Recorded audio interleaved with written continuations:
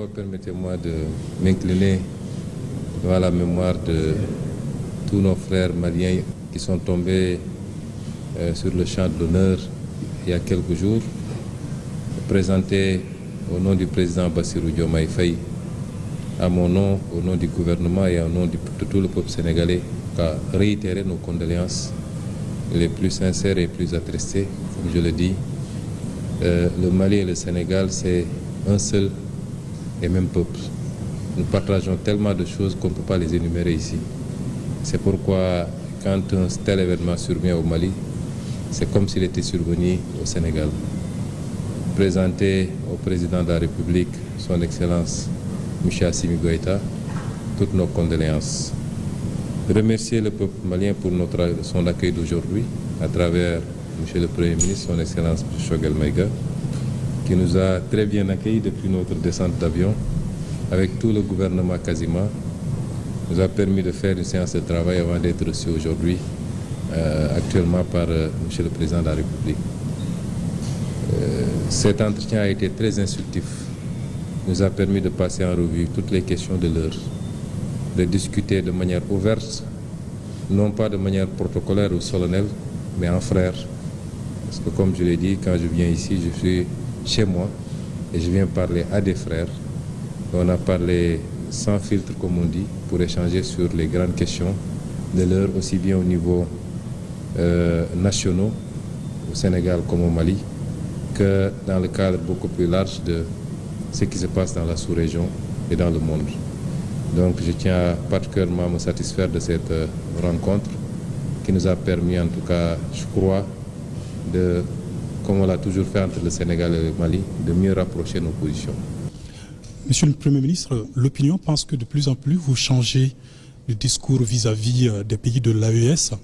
Est-ce que vous maintenez votre discours panafricaniste? Vous savez, il y a quelque chose que nous devons éviter. C'est de mettre les émotions au devant de tout. Les questions qu'on gère sont des questions extrêmement sérieuses. Il ne me sera jamais reproché, on ne sortira jamais une seule déclaration que j'avais faite avant qui diffère des déclarations que j'ai faites aujourd'hui. Notre position a été très claire depuis le début. Quand nous avions commencé à prendre position sur ces questions, il n'y avait pas encore l'AES d'ailleurs. Il y avait ce qui se passait dans chacun des pays, aujourd'hui considérés comme étant membres de l'AES. Quand c'est arrivé au Mali, nous avons été en tant qu'opposants les premiers à dénoncer. Et on continue à le dénoncer fermement. L'embargo qui a été fait sur le Mali par des pays frères et malheureusement parmi lesquels notre propre pays. Je l'avais au nom de mon parti dénoncé. Je continue à le dénoncer et comme je l'ai dit, sous notre régime, ces genres de pratiques ne pourront jamais prospérer et personne ne passera par le Sénégal pour soit déstabiliser le Mali ou aucun autre pays frère ou alors lui imposer des sanctions de cette nature. Cela n'a pas changé, ça ne changera pas.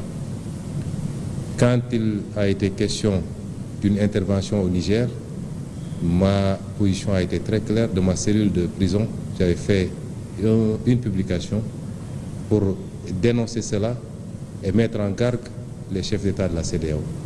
Cela n'a pas changé aujourd'hui.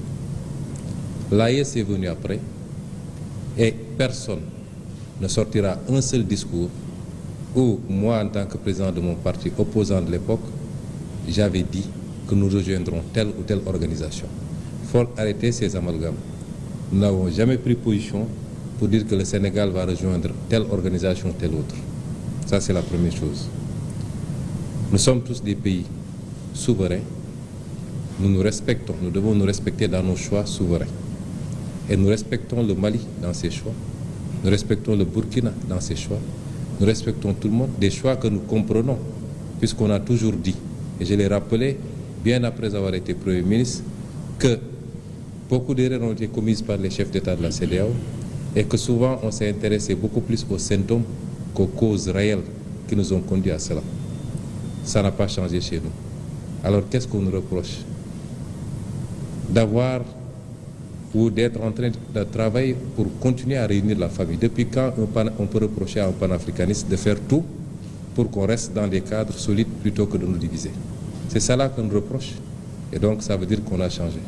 Et je l'ai dit, quel que soit l'aboutissement ou le choix qui a été fait, cela ne changera absolument rien dans nos relations avec chacun des pays et les cadres qui seront mis en place. Au contraire, ça pourrait même les renforcer. Il faut que nous mettions les émotions de côté et que nous travaillons sur la base de préoccupations concrètes. Si on se dit panafricaniste, tout panafricaniste doit avoir comme seul et unique objectif de réunir les Africains au-delà de nos divergences. Je l'ai dit tout à l'heure avec le Premier ministre, les Européens se sont fait des guerres mondiales qui ont coûté des millions de vies et se sont retrouvés après. Donc, quelles que soient nos divergences, essayons, comme nos aïeux l'avaient fait pour créer l'Empire du Mali qui s'étendait d'ici au Sénégal, au Ghana et partout, nous ne pouvons pas faire moins qu'eux. Et c'est ça notre préoccupation. Mais si un pays souverain comme le Mali considère que les erreurs qui ont été commises justifient de sa part qu'il quitte, nous respectons cette souveraineté et cela ne changera absolument rien dans nos relations qui sont des relations séculaires et fraternelles. Vous partez avec quel message du président Assimi Goïta aujourd'hui? Le président a été très ouvert. On a eu une discussion très franche, très fraternelle. Et j'apprécie bien toutes les recommandations qu'il a eu à formuler parce qu'il souhaite le bien du Sénégal, qui est un pays frère. Donc, les alertes sur ce phénomène de terrorisme et son évolution, les recommandations qu'il a données, et surtout, on est sur la même longueur d'onde qu'entre le Sénégal et le Mali. Les considérations externes, exogènes à cette relation ne peuvent pas impacter cette relation. Nous resterons unis, conformément aux réalités géographiques, historiques, économiques, sociales, sociétales même, qui nous imposent d'être deux pays très unis et de continuer à coopérer dans tous les plans. Et ça, c'est extrêmement fort. Au moins, je sors d'ici avec la certitude qu'on a exactement la même compréhension de ce que devraient être nos relations. Car je le remercie très fort et je remercie tout le peuple malien.